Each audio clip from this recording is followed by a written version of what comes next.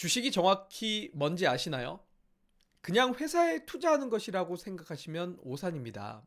오늘 10분 만에 주식 개념을 완벽히 정리해 드리겠습니다. 이 영상만 보면 주식시장이 어떻게 돌아가는지, 그리고 여러분이 왜 투자를 해야 하는지 확실히 좀 이유를 알게 될 것 같습니다. 오늘은 왕초보도 이해할 수 있도록 아주 쉽게 설명드리도록 할 테니 끝까지 시청하시기 바랍니다. 자, 주식이란 회사에 대한 소유권이다 라는 말이 있습니다. 그래서 우리가 일상생활에서 땡땡땡 주식회사라는 단어들을 많이 보게 되는데, 이 주식이란 의미, 어떤 의미를 갖고 있을까요? 일단은 사전적으로 검색을 해보면 이런 이야기가 있습니다. 주식회사는 사원, 즉 주주의 권리 의무에 관해서 세분화된 비율적 단위라고 할 주식을 발행해서 각 주주는 그가 갖는 주식의 인수가액을 한도로 출자 의무를 지는 회사이다. 자, 이해하기가 참 어렵죠. 어려워서 저는 이렇게 조금 정리를 해보도록 하겠습니다. 주식을 팔고 그 돈으로 세운 회사가 주식회사고, 그 의미가 바로 주식이라고 볼 수가 있는데요. 좀 더 이제 풀어서 설명을 드리면, 예를 들어서 만약에 제가 사업을 한다라고 하겠습니다. 예를 들어 가지고 요즘 유망한 산업이 로봇이니 어느 날 제가 머리에 번뜩 떠올랐는데, 미용실을 다니다 보니까 그냥 좀 자동으로 원하는 헤어스타일을 커트해주는 로봇이 집에만 있어도 얼마나 편할까라는 아이디어가 떠올라서 로봇을 만드는 사업을 준비하는 겁니다. 자, 회사를 세우려면 제일 먼저 사무실을 임대를 해야 되고요. 그리고 돗자리를 펴고 일할 수 없으니 책상도 있어야 됩니다. 그리고 의자도 있어야 되겠죠. 그리고 어딘가에서 업무상 전화를 받고 하려면 전화기 하나 정도는 갖다 놔야 됩니다. 그리고 사무 처리를 하기 위해서는 컴퓨터도 마련을 해야 될 거고요. 당연히 같이 일할 직원도 고용을 해야 됩니다. 자, 그리고 손님이 오면 서서 이야기를 해야 될까요? 회의실에 앉아서 이야기를 해야 되니 회의실 세팅도 해야 됩니다. 그리고 맹물이라도 담아서 대접할 머그잔이라도 있어야겠죠. 그리고 로봇을 개발할 개발비도 필요할 거고, 연구 개발하면서 비용도 많이 들어갈 겁니다. 이 모든 것들을 하는 데 있어서 필요한 것 단 한 가지입니다. 바로 돈이라는 겁니다. 자, 그런데 이것저것 다 하다 보면 돈이 한두 푼이 드는 것이 아니겠죠. 특히나 회사의 규모가 크면 클수록, 직원 고용이 많으면 많을수록 돈은 더 많이 필요할 수밖에 없습니다. 특히나 사무실 같은 경우를 크게 차리면 차릴수록 임대 비용이 많이 들어갈 수밖에 없기 때문인데요. 제가 재벌집 막내 아들로 태어났다라면 걱정이 없겠지만, 그렇지 않다라면 자금의 한계가 있기 마련입니다. 자, 그러면 이런 돈을 어디에서 마련을 해야 될까요? 첫 번째는 은행에서 대출을 받을 수 있습니다. 하지만 빌리는 것도 어느 정도 한계가 있을 거고요. 당연히 한계가 있기 때문에 제2금융권, 제3금융권까지 가야 될까요? 사채까지 써야 될까요? 아니면 부모님 찬스도 있을 거고 주변 지인 찬스도 있을 겁니다. 하지만 빌려서 쓰다 보면 당연히 이자를 줘야 되기 때문에 배보다 배꼽이 더 커질 수도 있으니까 어렵습니다. 이럴 때 할 수 있는 방법이 한 가지 있습니다. 요즘 스타트업 기업들에서도 투자 행위를 받는 것을 크라우드 펀딩이라고 하죠. 그 크라우드 펀딩에 크라우드를 빼면 펀딩이라는 단어인데, 이 펀딩이라는 단어가 무슨 뜻입니까? 사람들에게 공개적으로 우리 회사 이런 회사입니다, 얼마의 돈을 투자하세요, 우리는 앞으로 이런 사업을 하고 있고 이런 비전을 갖고 있기 때문에 이렇게 운영을 해가면서 나중에 이만큼 회사가 성장할 것 같습니다. 그래서 우리가 회사가 성장하면 제가 투자한 돈의 몇 배로 여러분들에게 갚아드리겠습니다 라고 하는 게 바로 펀딩입니다. 결국은 내가 투자를 받아서 회사를 운용하고 회사가 성장을 하면 수익을 배분하는 거, 이게 펀딩이지만, 이게 바로 다른 말로 표현하면 주식입니다. 이렇게 약속하고 돈을 빌려서 그 빌린 거를 증거로 주는 거, 그게 바로 주식이라고 보면 되는데요. 자, 요런 행위까지만 보면 단순하게 펀딩이지만, 그 약속을 한 거를 바로 증거로서 이제 실물 주권을 주는 것이 바로 주식입니다. 예전에는 그래서 이렇게 실물 주권이라는 게 있었습니다. 아마 보신 분들도 있을 거고 처음 보시는 분들도 있을 건데요. 요즘에 이제 비상장 기업들 같은 경우는 이렇게 실물 주권을 주기도 합니다. 그리고 예전에는 이렇게 실물 주권을 주고받기도 했습니다. 한마디로 돈을 빌려주고 받았다라는 증서입니다. 그런데 사고 팔 때마다 이 주권을 들고 다니거나 주고받으면 상당히 불편하겠죠. 그래서 요즘은 실물 주권이 아니라 인터넷을 통해서 매매를 하게 되고, 이 실물 주권은 한국예탁원에 보관이 되어 있습니다. 자, 그래서 직접적으로 우리는 실물 주권이 있지만 이 실물 주권을 주고받지 않고 인터넷을 통해서 가상으로 이제 거래를 하는 것, 이게 바로 주식 투자의 행위입니다. 즉, 주식이라는 것은 돈을 빌려서 회사가 잘 운영해서 나중에 갚겠다라고 발행하는 약속의 증서입니다. 그리고 그걸 저 회사가 쑥쑥 성장하니까 나도 저기에다 투자하면 돈 벌겠는데 라고 생각하는 사람들이 나도 그러면 이 실물 주권 내가 더 비싸게 살 테니 나한테 그거 팔아라 라고 하는 게 바로 주식 투자의 행위입니다. 달리 말해서 이렇게 좀 정리해 볼 수 있을 것 같습니다. 회사가 성장해야 주식의 가치가 상승할 수 있습니다. 회사가 성장해야 투자를 했거나 돈을 빌려준 사람들이 나중에 이익을 배분받을 수 있기 때문입니다. 자, 일부 투자자들은 가끔 주식 투자를 하면서 이 주식 행위의 근본을 잊어버리시는 분들이 많이 있습니다. 실제로 주식 투자를 하면서 마우스로 딸깍딸깍 하다 보니 기업의 실적이 늘어도 주가가 상승하는 거 맞아? 에이, 실적은 왜 봐? 실적 보는 거 아니야? 단타를 해야지. 뭐 뉴스만 봐도 주가가 올라가는데? 이렇게 이제 근본을 놓치고 투자하시는 분들이 많은데, 결국 주식 투자의 근본은요, 이 돈을 빌려주고 돈을 빌린 걸 대신해서 약속의 증서를 받는 행위이기 때문에 성장하는 기업, 실적이 늘어나는 기업에 투자하는 게 주식 투자를 의미하는 바입니다. 그래서 여러분들이 정말 어떠한 회사를 투자할 때 그 회사가 성장한다면 여러분들이 돈을 벌 수 있는 거, 이게 바로 주식 투자다라고 보시면 되고요. 자, 그러면 주식 투자에 대한 어느 정도 근본을 알아야 여러분들이 주식 투자를 할 때 어떻게 이제 앞으로 내가 투자를 할 것인가가 결정될 수 있기 때문에 이 근본을 좀 알아가셨으면 좋겠고, 자, 주식은 어떻게 그러면 거래를 해야 될까요? 예전에는요, 저는 사실 요즘보다 정말 옛날이 더 좋았다라고 생각이 되는 게, 이 주식이라는 걸 거래를 하기 위해서는 시장에서 거래를 합니다. 자, 어떤 시장이냐면 주식 시장에서 거래를 하는데, 사실 대한민국 주식 시장은 1988년부터는 1부 시장과 2부 시장으로 나뉘었습니다. 그래서 1부 시장은 정말 튼튼하고 경영 마인드가 좋고 이러한 기반으로 튼튼하고 장사가 잘 되는 기업들만 모인 곳, 한마디로 대기업들만 모인 곳이 1부 시장이었습니다. 그리고 2부는 기업 공개를 하고 증권거래소가 심사 통과를 하고, 그리고 자금 조달을 하기 위해서 중소형 기업들이 상장한 시장이 바로 2부 시장이었습니다. 그래서 2부 시장은 보통은 중소형 기업들이었는데, 자, 요 중소형 기업들이 돈을 잘 벌고 탄탄해지면 1부 시장으로 승격이 가능했습니다.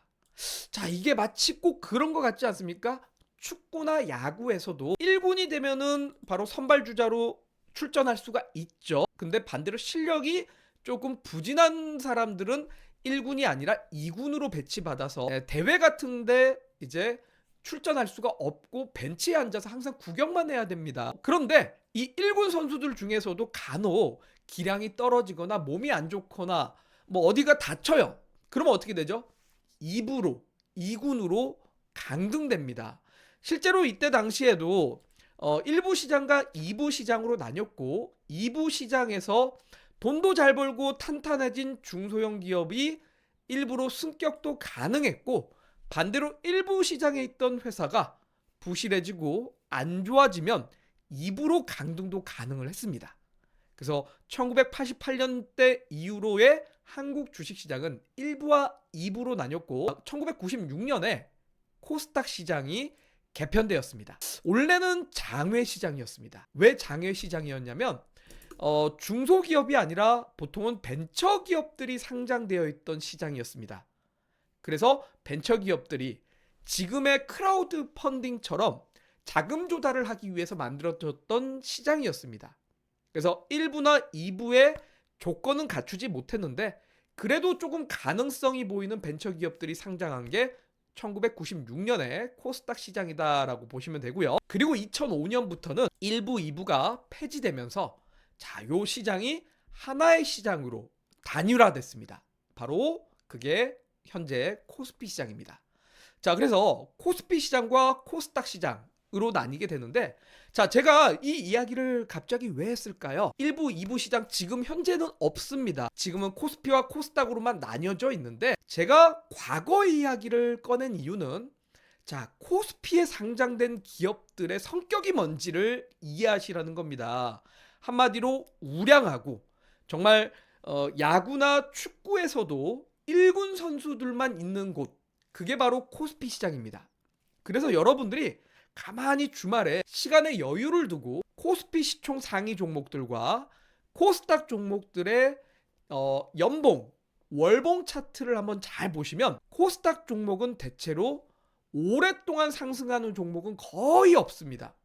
거의 한 8, 90%가 잠깐 급등했다가 오랫동안 못 올라가는 종목들이 대다수이고요. 반면에 코스피 종목은 정말 느리더라도 장기간 상승하는 종목이 많습니다. 그 이유는 바로 여기에 있습니다. 튼튼하고 장사를 잘한 대형 우량주들, 일부 시장에 있던 종목들과 일부 시장으로 갈 수 있었던 2부 시장의 기업들이 하나로 묶여서 코스피 시장에 있기 때문입니다. 반면에 코스닥 시장은 자, 우리 개인 투자자들, 현재 개인 투자자들은 정말 코스닥에 있는 개별 종목들 좋아합니다. 왜?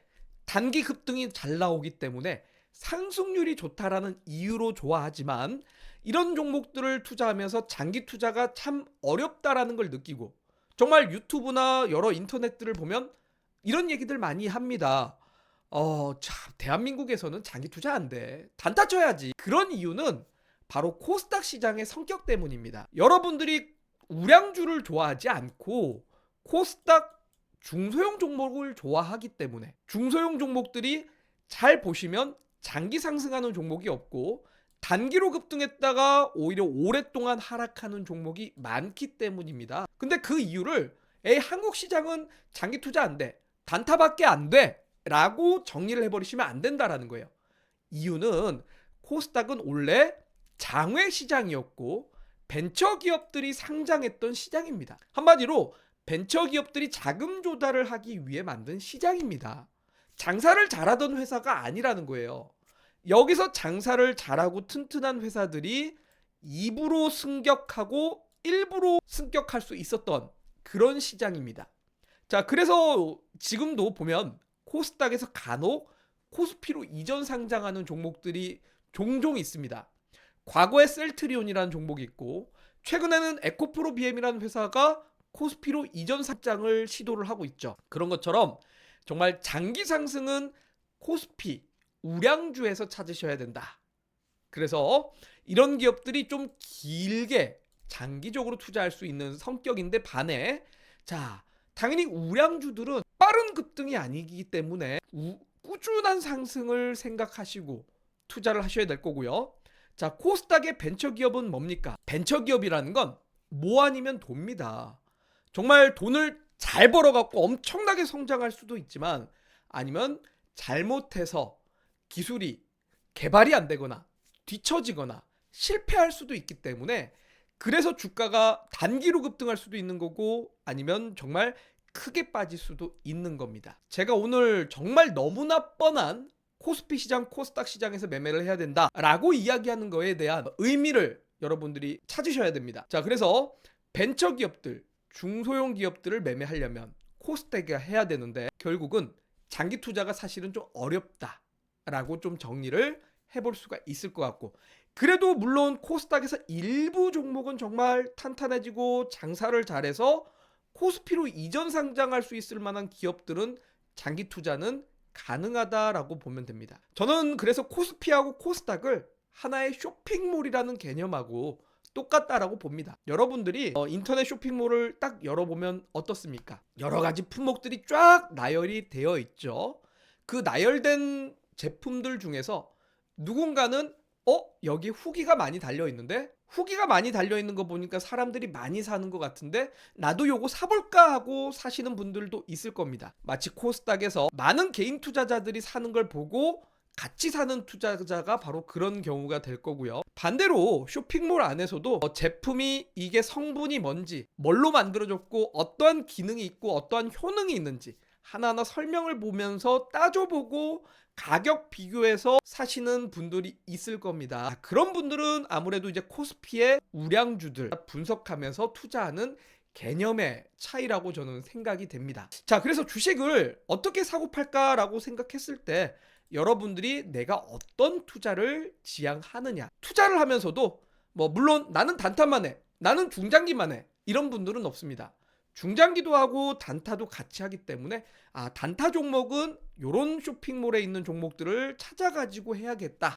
중장기 투자자는 좀 요런 쇼핑몰보다는 요런 쇼핑몰에서 좀 더 확률이 높겠다. 요렇게 여러분들이 접근하시는 게 주식에서 좀 더 확률적으로 높은 매매가 되지 않을까라고 생각이 됩니다. 자, 그래서 이렇게 어떤 시장에서 투자를 할 것이냐 결정을 하고 그런 종목들을 HTS나 MTS 같은 거래 시스템을 통해서 매매를 하시면 됩니다. 앞서 얘기했지만 과거에는 실물 주권을 주고받았습니다만 이제는 한국예탁원에 예치가 되어 있고 우리는 이렇게 HTS를 통해서 실물을 받지는 않고 이렇게 증권사에 위탁 주문을 놓고 증권사가 이걸 한국거래소, 한국예탁원으로 이렇게 대리 주문을 넣어주는 겁니다. 자, 그래서 우리는 그냥 집에서 또는 일상생활에서 HTS나 MTS를 열은 다음에 주문창에서 내가 매수하고 싶은 종목과 매수하고 싶은 종목을 검색한 다음에 호가창을 보고 현재 가격과 그 다음에 사람들이 사고자 하는 팔고자 하는 이 흐름들, 거래 수급들을 보면서 내가 얼마에 매수를 하겠다, 그리고 얼마만큼 매수를 하겠다, 이렇게 이제 수량과 단가를 넣어서 매매를 하는 거, 이게 바로 주식 투자를 사고 팔 수 있는 방법 중에 하나라고 보시면 됩니다. 자, 그러면 우리는 어쨌든 어떤 시장에서 매매를 할 건지, 그리고 어떤 플랫폼을 이용해서 매매를 할 수 있는지를 알았다라면, 자, 주가가 그러면 어떠한 이유로 상승하고 어떠한 이유로 하락하는지를 알아야지 주식 투자에 접근을 할 수 있겠죠. 자, 그럼 주가는 왜 오를까요, 여러분들? 앞서 쭉 이야기했지만 주식이라는 건 돈을 빌려줬기 때문에 나중에 내가 이 회사가 성장하면 수익을 배분받겠다라는 약속의 증서입니다. 주식의 근본은 이겁니다. 그러면 회사가 성장해야지 이 주권, 증서의 가치도 올라가겠죠. 그러니 어쨌든 주가가 상승하는 첫 번째 모멘텀은 기업의 실적입니다. 매출이라든지 영업이익이라든지 단기순이익이 증가하는 기업입니다. 자, 예를 들어서 삼성전자라는 회사의 영업이익의 추이와 주가를 비교를 해보면 영업이익이 상승 추세일 때가 주가가 상승을 가게 되고 영업이익이 하락으로 전환이 되면 주가 또한 하락으로 전환된다는 걸 우리가 확인할 수가 있고, 다시 영업이익이 증가 추세가 되면 주가 또한 상승 추세가 된다는 것을 볼 수가 있습니다. 그래서 결국 주가와 실적은 상호 상관관계로 이렇게 비례적으로 움직인다라고 이해하시면 됩니다. 자, 그러니 최근에는 삼성전자의 실적이 감소하고 있기 때문에 주가가 이렇게 떨어진다라고도 이해할 수가 있겠죠. 그러면 주가의 상승 이유 첫 번째는 실적이고, 반대로 주가에 왜 떨어질까라는 이유의 첫 번째도 기업의 실적 악화입니다. 자, 그런데 우리가 개인 투자자들이 사실은 기업의 실적이 좋아질지 안 좋아질지를 알기가 좀 쉽지 않습니다. 전문적으로 그 기업을 탐방하고 전화해서 물어보고 사업 보고서를 분석하고 정말 깊숙하게 이 기업을 분석하지 않는 이상 실적이 증가할지 떨어질지를 알 수 있는 투자자는 없습니다. 그래서 개인 투자자들의 제 개인적인 생각은 90% 이상은 기업의 가치 실적을 보지 않고 투자를 합니다. 그래서 우리가 알 수 있는 것 중에 하나는 바로 투자자들의 심리입니다. 그래서 주가가 상승하는 첫 번째 이유는 실적이지만 두 번째는 저는 시장의 심리라고 생각합니다. 그래서 사람들이 이 주식 좋더라. 야, 이 주식 좋대. 앞으로 실적이 늘어날 것 같대.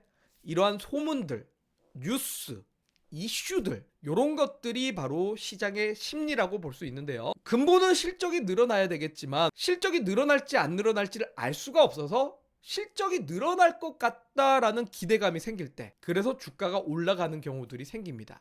앞서 제가 코스피의 종목들은 실제로 실적이 탄탄하고 우량하니까 꾸준하게 올라간다라고 표현을 했고, 대신에 주가가 크게 올라가지는 않습니다. 그런데 코스닥의 벤처기업, 중소형 기업들은 실적의 상승보다는 보통은 이렇게 투자 심리, 이 회사가 앞으로 좋아질 거래 라는 심리로 움직이는 경우가 더 많습니다. 그래서 정말 말도 안 되는 일들도 간혹 벌어지는데요. 대표적으로 이 기업입니다. 제이스코 홀딩스라는 기업인데요. 이 회사의 이전의 사명은 제일제강이라는 회사였습니다. 자, 이 제일제강이라는 회사가 무슨 회사였느냐?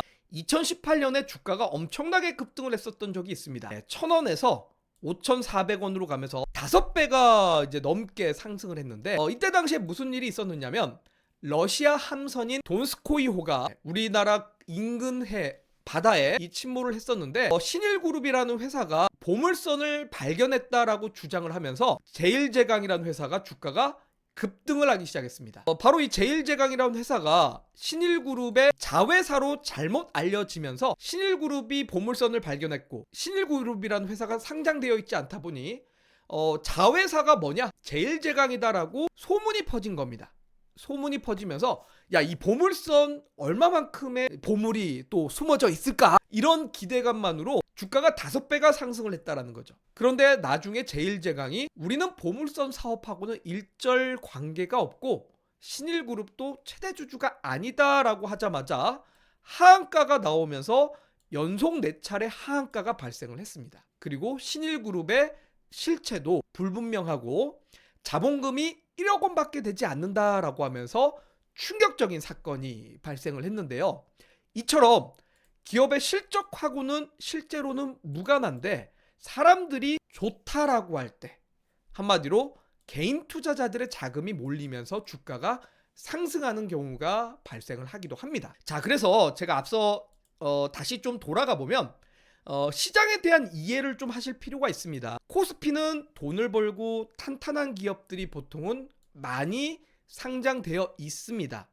이유는 과거부터 이렇게 시장이 꾸려져 왔기 때문입니다. 자, 코스닥은 반대로 벤처기업과 중소형 기업들입니다. 자, 그런데 말입니다, 여러분들. 개인 투자자는 상관이 없지만 여러분들이 기관 투자자고 외국인 기관 투자자라면 실제로 불분명한 시장에 투자를 하겠습니까? 확실한 시장에 투자하겠습니까? 확실한 시장에 투자할 수밖에 없어서 실제로 코스피에는 외국인의 비중이 33%에서 36%에 왔다 갔다 육박합니다. 하지만 코스닥 시장은 외국인 투자자의 비중이 상당히 낮고 기관 투자자들도 시총이 1,000억 원, 500억 원 이런 작은 종목들을 투자하지 않습니다. 자, 그러면 이런 거 다 누가 투자합니까? 개인 투자자들이 투자를 하는 겁니다. 자, 그래서 시장에 대한 흐름을 이해하셔야 주가에 대한 흐름도 좀 이해가 가는 겁니다. 꾸준한 상승이냐? 실적에 의한 꾸준한 상승이냐? 단순하게 기대감만으로 급등하는 거냐? 결국은 개인 투자자들끼리 서로 주고받고 싸우는 시장이 코스닥 시장이다 라고 이해하시면 될 것 같습니다. 자, 그래서 주가가 그러면 첫 번째 상승한 이유, 기업의 실적이고요. 떨어지는 이유도 실적의 악화입니다. 두 번째, 주가가 상승하는 이유, 두 번째는 사람들의 심리가 좋을 때입니다. 또한 반대로 주가가 떨어질 때는 사람들의 심리가 무너질 때입니다. 기대감이 안 좋을 때가 무너지는 이유라고 볼 수가 있고요. 자, 세 번째는 바로 경제 상황입니다. 금리가 떨어진다라든지 유가가 상승을 한다라든지 이러한 환경에 따라서 올라가는 조식들이 있습니다. 대표적으로 금리가 하락을 해버리면 시장에 돈이 많아지기 때문에 돈이 많아짐으로써 앞서 사람들이 좋을 것 같아 라고 하는 종목들에 돈이 마구마구 쏠리면서 올라가는 게 바로 대표적으로 이러한 제약바이오 같은 기업들입니다. 또는 유가가 하락하게 되면 항공주가 상승을 한다라든지 이런 식으로 경제 상황에 따라서 움직이는 종목들도 있습니다.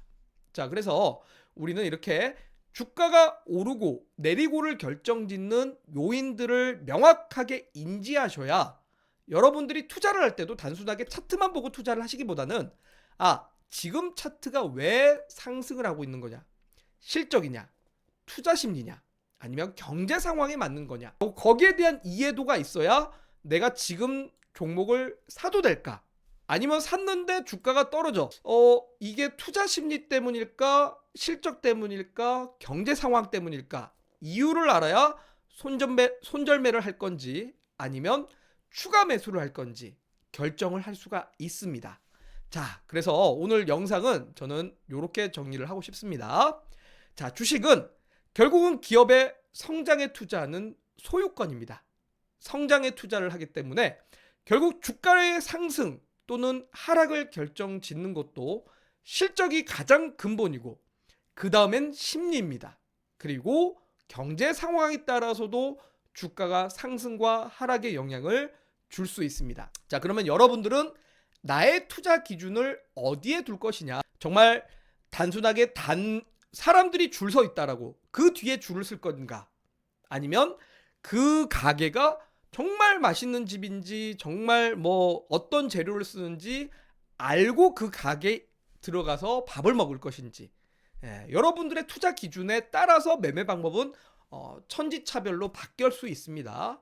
그래서 여러분들의 투자 기준도 어떻게 정립할 것인지를 결정하시고 저는 투자를 하셨으면 좋겠습니다. 자, 여러분들은 어떻게 투자하고 싶습니까? 오늘 이 영상 잘 참고하셔서 여러분들의 투자에 좀 스타트로 활용하셨으면 좋겠습니다.